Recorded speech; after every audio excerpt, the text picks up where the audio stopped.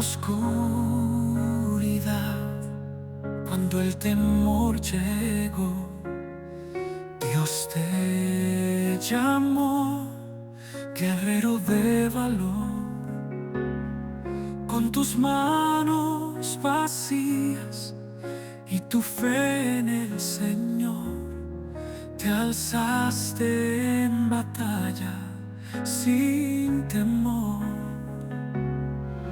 Y aunque solo eras uno, Él te escogió.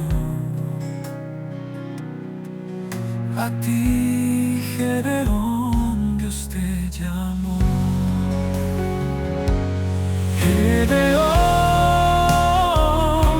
guerrero de Dios, con fe en lo alto y sin temor. Aunque el mundo diga que es imposible, con Dios a tu lado nada es invencible, invencible. Gedeón, yo quiero ser como tú, seguir a mi Dios con la fuerza de su luz.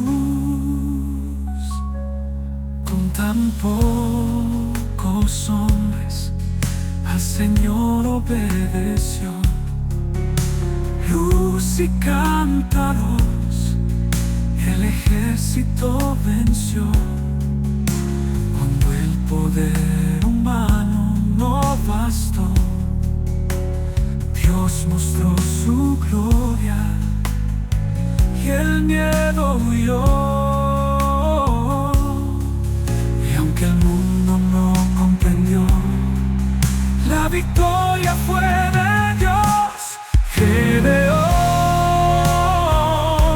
guerrero de Dios, con fe en lo alto y sin temor.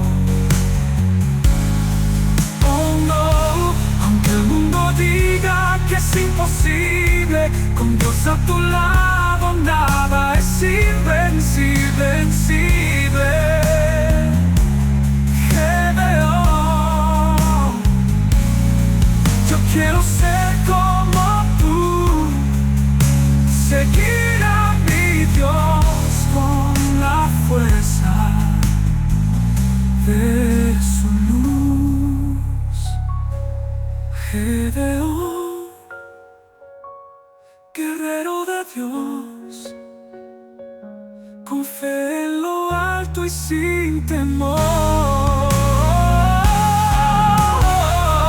Aunque el mundo diga que es imposible, con Dios a tu lado nada es invencible, invencible.